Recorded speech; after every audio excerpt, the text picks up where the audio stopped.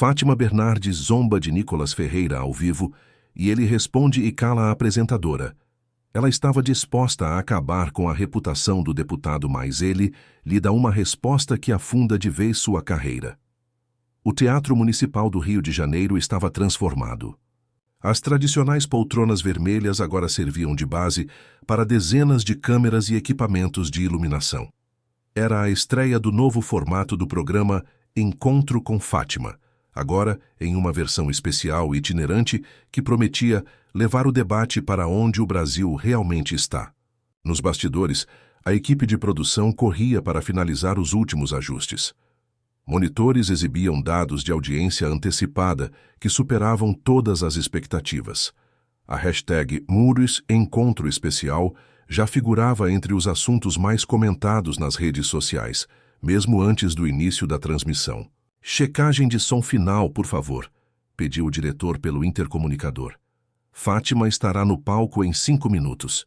Numa sala reservada, longe do burburinho da equipe técnica, Fátima Bernardes ajustava o microfone de lapela em seu blazer vermelho impecável. Seus 35 anos de jornalismo lhe conferiam uma confiança que poucos apresentadores brasileiros possuíam. Sua produtora executiva folheava algumas anotações ao seu lado. "O deputado já chegou?" perguntou Fátima, retocando o batom. "Sim, está na sala VIP. Chegou pontualmente com uma pequena equipe. Parece." "Tranquilo." Fátima sorriu de lado. "Eles sempre estão, até perceberem onde se meteram. Revisamos todos os pontos para o debate?" "Absolutamente todos", confirmou a produtora. "As pesquisas indicam que 78% da nossa audiência desaprova as posições dele. Estamos cobertos para qualquer direção que a conversa tome." Fátima assentiu. "Este não é apenas mais um programa. É um serviço público. Algumas ideias precisam ser expostas pelo que realmente são." Em outra sala, Nicolas Ferreira, o jovem deputado federal de 28 anos, revisava algumas anotações em seu tablet. Diferente do burburinho que dominava o resto do teatro, a atmosfera ao seu redor era de concentração absoluta. Seu assessor principal observava discretamente o relógio. 3 minutos, deputado." Nicolas levantou os olhos das anotações. "Alguma mudança de última hora no formato?" "Nenhuma que nos informaram", respondeu o assessor. "Mas estamos preparados para qualquer coisa. Lembre-se, eles esperam que você..." "Que eu perca a compostura", completou Nicolas com um leve sorriso. "Não seria a primeira vez nem será a última." Ele fechou o tablet e ajustou a gravata azul que contrastava com seu terno cinza. "Vamos lá." Às 20h30 em ponto, as luzes do teatro diminuíram gradualmente. A vinheta do programa começou a tocar, e câmeras deslizavam sobre trilhos em movimentos cuidadosamente coreografados. A plateia, cuidadosamente selecionada para representar a diversidade do Brasil, segundo o material promocional, aplaudia entusiasticamente. Fátima entrou em cena, seu sorriso carismático imediatamente acendendo os rostos na plateia. Por quase 2 minutos ela andou pelo palco, cumprimentando pessoas, agradecendo a presença de todos em mais um encontro, antes de finalmente tomar seu lugar no centro do palco. "Boa noite, Brasil. É com imenso prazer que inauguramos este novo formato do nosso querido encontro, diretamente do histórico Teatro Municipal do Rio. Um espaço que, por quase um século, abrigou as mais importantes manifestações culturais deste país." A câmera passeou brevemente pela arquitetura deslumbrante do teatro antes de voltar a Fátima. "Esta noite", continuou ela, seu tom mudando sutilmente, "recebemos uma figura que tem provocado debates acalorados por todo o país. Alguém que, para muitos, representa uma nova forma de fazer política, enquanto para outros." Ela fez uma pausa calculada. "Simboliza o que há de mais preocupante no cenário político atual." A plateia reagiu com uma mistura de aplausos e murmúrios.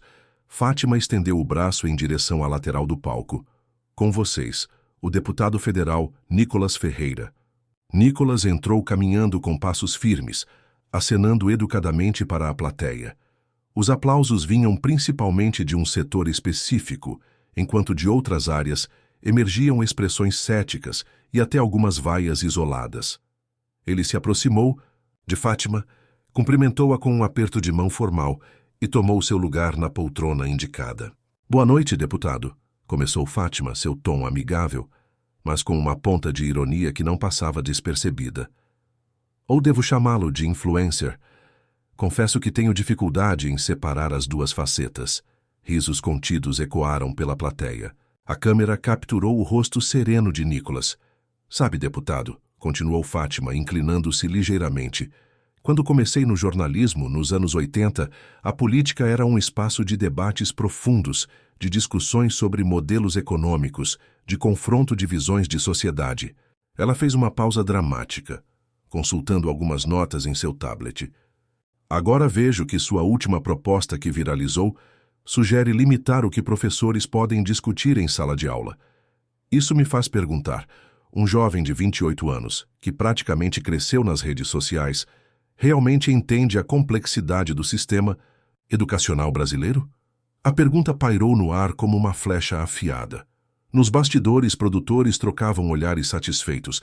Era exatamente o tipo de abordagem que haviam planejado, educada na forma, mas provocativa no conteúdo. Nicholas ajustou-se na poltrona e tomou um pequeno gole de água. Quando finalmente falou, sua voz era clara e pausada. Boa noite, Fátima. Boa noite a todos que nos assistem de casa. Agradeço o convite para este programa. Ele fez uma breve pausa, sustentando o olhar de Fátima. É interessante como sua primeira pergunta não se relaciona com o conteúdo das minhas propostas, mas tenta desqualificá-las com base na minha idade.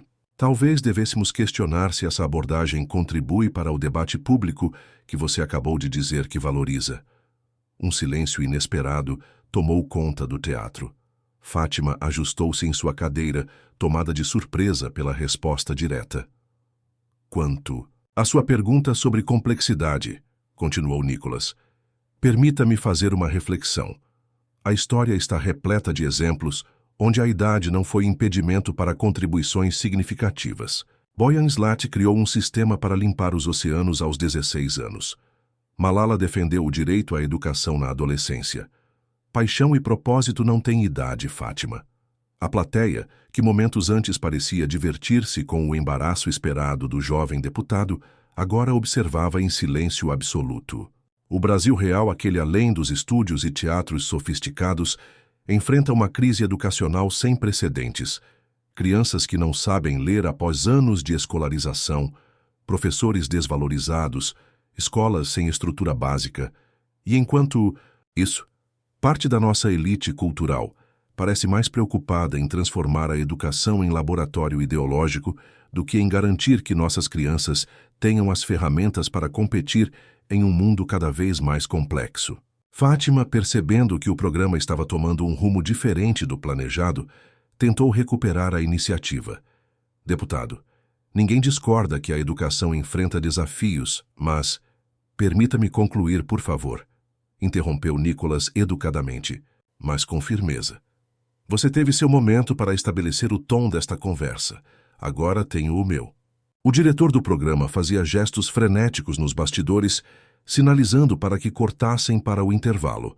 Mas Fátima, com a experiência de décadas no ar, sinalizou discretamente que manteria o curso. Quanto às minhas propostas, prosseguiu. Nicholas, elas não sugerem limitar debates, como você caracterizou. Elas propõem garantir que nossas escolas sejam espaços de pluralidade real, onde diferentes visões de mundo possam coexistir, e onde a transmissão de conhecimento tenha prioridade sobre qualquer agenda política, seja ela de esquerda ou de direita. Nicholas fez uma pausa, seus olhos percorrendo brevemente a plateia antes de voltar a Fátima. Você questionou se eu entendo a complexidade do sistema educacional. Devolvo a pergunta. Quantas escolas públicas de periferia você visitou no último? Fátima, quantas horas você passou ouvindo pais desesperados porque seus filhos não aprendem o básico? A complexidade não está apenas nos gabinetes climatizados ou nas teorias pedagógicas sofisticadas. Está na realidade crua de milhões de brasileiros para quem a educação representa a única esperança de mobilidade social. A câmera capturou a expressão de Fátima, que alternava entre surpresa e um esforço visível para manter sua compostura profissional. Isso não é um ataque pessoal, esclareceu Nicholas, mantendo um tom respeitoso. É um convite para refletirmos. Não deveríamos estar discutindo ideias ao invés de tentar desqualificar pessoas com base em sua idade ou trajetória.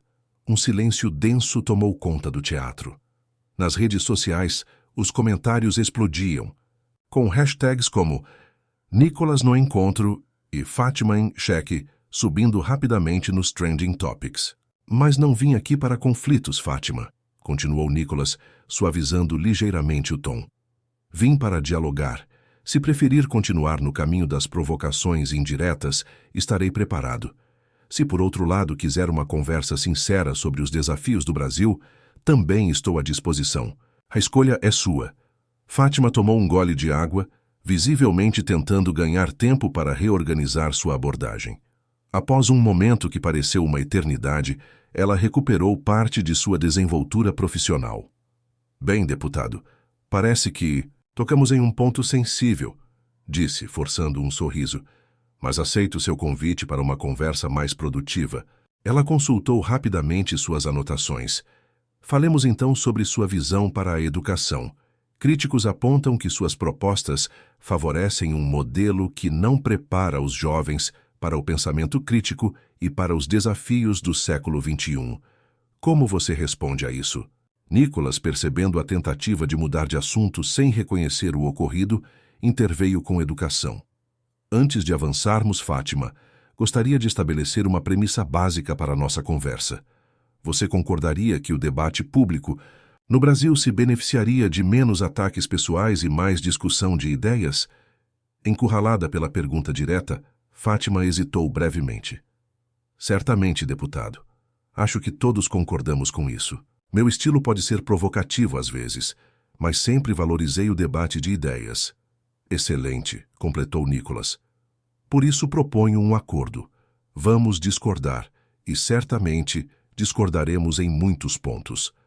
Mas vamos fazê-lo com o respeito que o público merece, sem tentativas de desqualificação, sem interrupções desrespeitosas.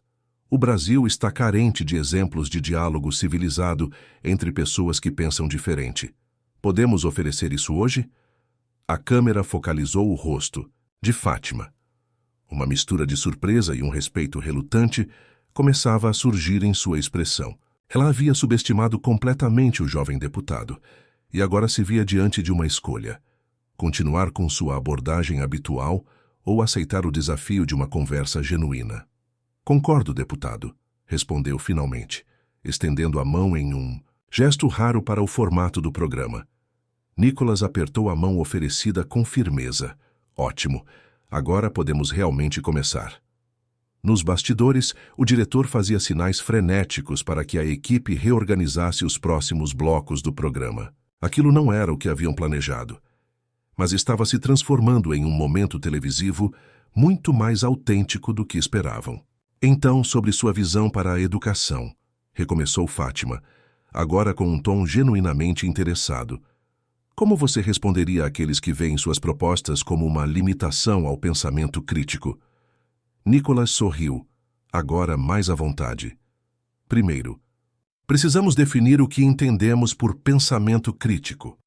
Para muitos, infelizmente, essa expressão se tornou um eufemismo para adotar determinadas visões políticas.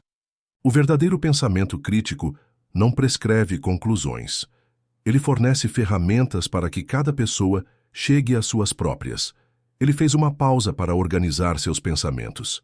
Minha visão para a educação é simples. Precisamos de escolas que priorizem a excelência acadêmica, o respeito à autoridade do professor e o reconhecimento do papel fundamental da família. Isso não significa rejeitar inovações ou ignorar a importância de formar cidadãos conscientes. Significa apenas que essas metas não podem substituir o papel fundamental da escola: transmitir conhecimento.